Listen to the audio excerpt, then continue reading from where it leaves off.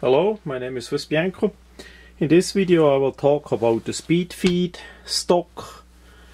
They made this specialized stock for a different kind of shotguns, for the Mossberg 590 system as we have it here in front, for the Remington 870 and for the Winchester 1200, 1300 and maybe some other variants more.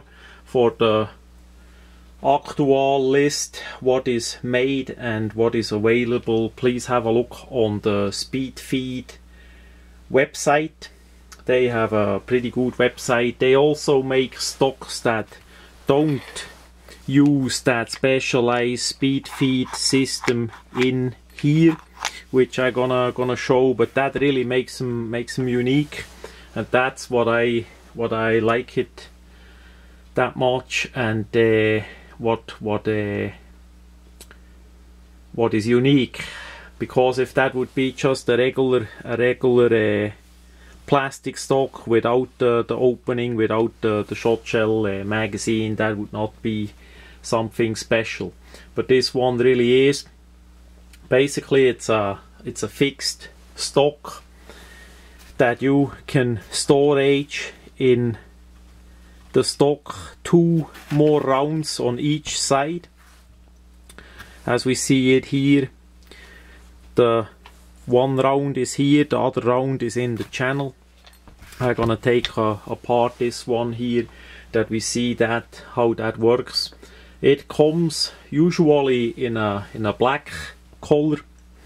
Orange was made for a while basically as a less lethal version, or maybe if you wanna be in Alaska and the polar bears come and you need a gun that is chrome plated for the elements, and maybe you wanna have a bright color that you see where the gun is and all that. So they made that in orange, and because I just got the orange version, I'm gonna show this on the video too, because it's easier to see on the orange than the all black.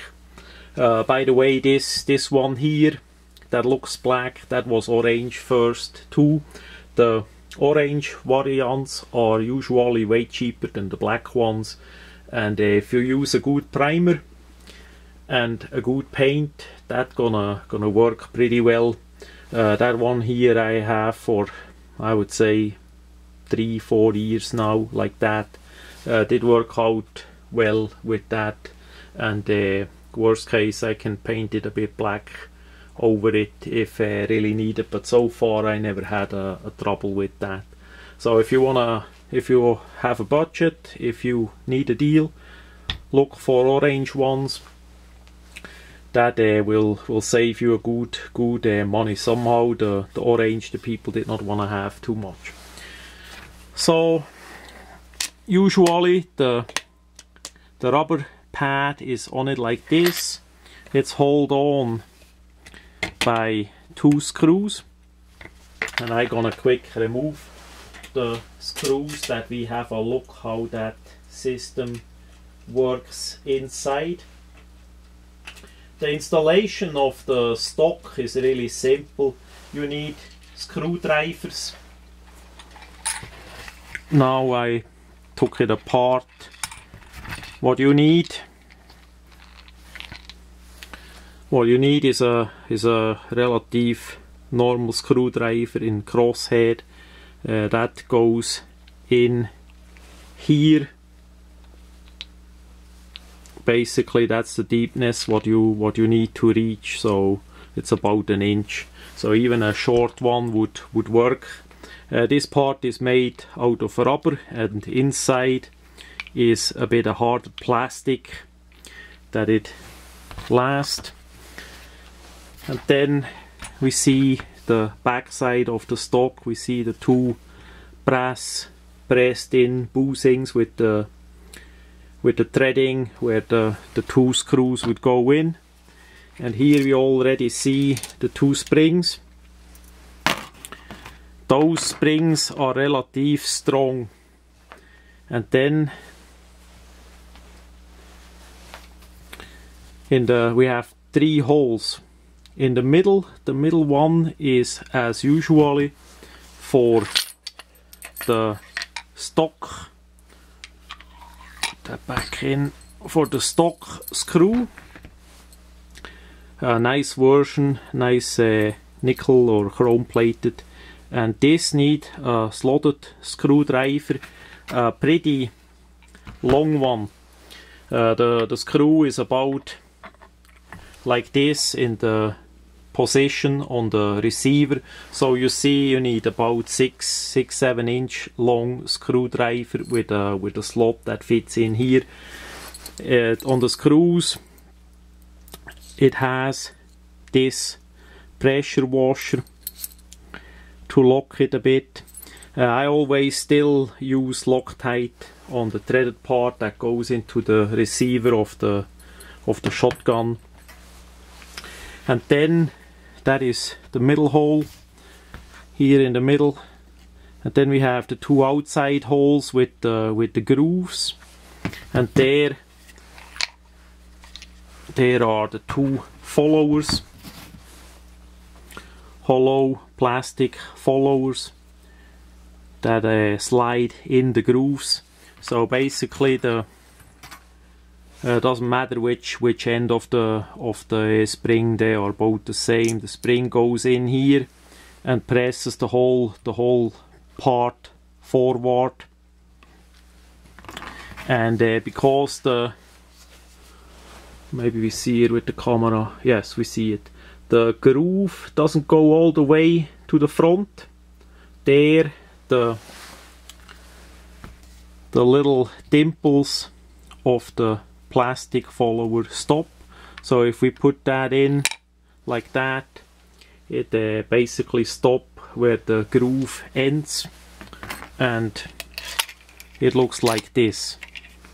It looks like this, and it's pushable. That much about that. Now to fill it up. You need a bit strong hands. It only fits for 2 pieces, 2 3/4, and only 12 gauge. As best as I know, they did not make any 20 gauge, but have a look on the manufacturer's website. There the correct models are listed. So how that works is we have here the follower that goes in, and here we have a part of that rim here. Basically that's gonna stick on the rim of the shot shell.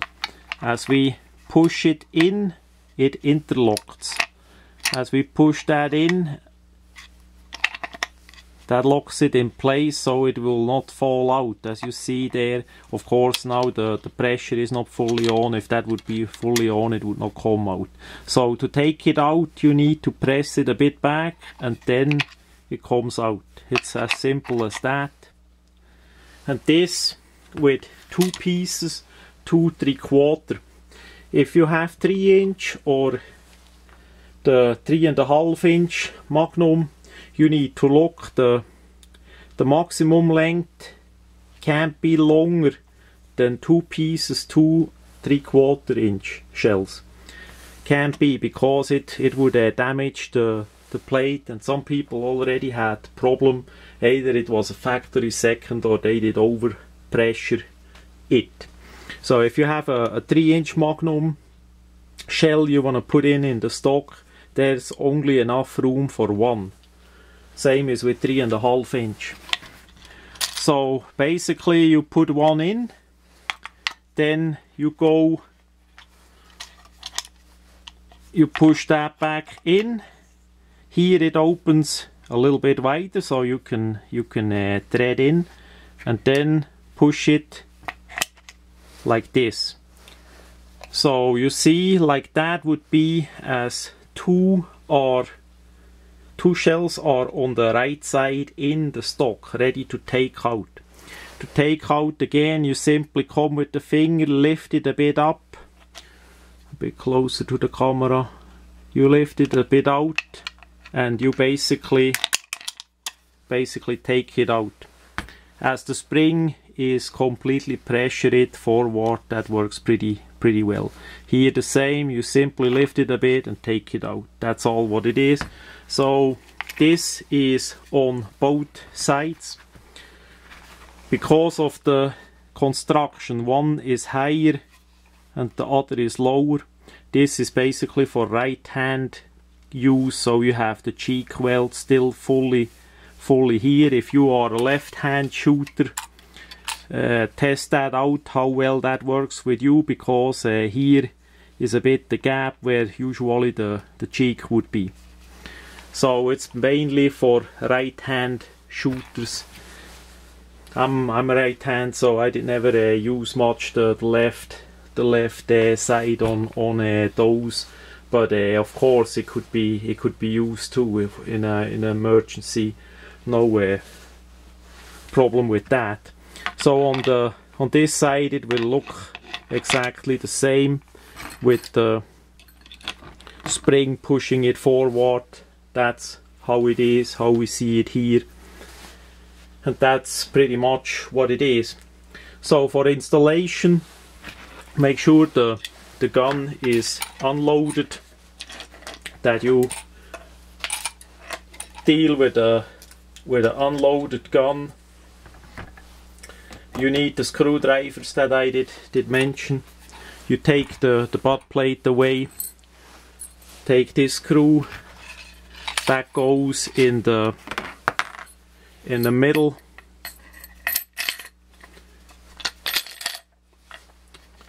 That it stands out in the front, then you can put on a bit Loctite and screw it on the frame, on the receiver of your shotgun with that long slotted screwdriver. Then you put in the little followers, the springs, doesn't matter which way, and then you simply press it down and screw on the two screws here with the cross screwdriver. That's it. Then the whole system is ready. I would put on a bit Loctite here too. They use plated screws, so rust should not be a problem on this system. If I storage the rifle for extended time, I unload this part because the spring is pretty strong, and maybe it would damage, swell up the shells over time, and the shell then would not fit the chamber of the gun well anymore. So I would unload it. If there is only one shell on each side, then the pressure is way less. That may work for extended time. I'm not gonna try that. And what kind of ammunition you put in there is up to you.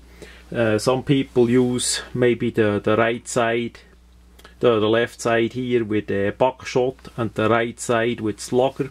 So you have two buckshot and two slugger in the stock itself, without any cordura or fabric hanging outside of the stock, maybe be in the way or snag on things. So this system is really flat, really smooth, really well done. Texture is nice on the grip, and if you want, you can even use a texture spray paint on it as well to give it a bit more like sandpaper grit if you like that. I did use those for quite a while, and I would say for a full size stock, those are really nice. Never had yet any problem myself with it. Some people in the internet say they had, but maybe that were seconds. And the customer service, I did use one day as one of the stocks had a problem. I think it didn't come with a spring or with a cap. It's too long ago, and they sent me the part for free, and I want to say thank you. That is part of the deal with this video, that the customer service is really nice and helpful there, and at least in my experience. So yeah, that much about the speedfeed stock that holds up to 4 12 gauge shot shells.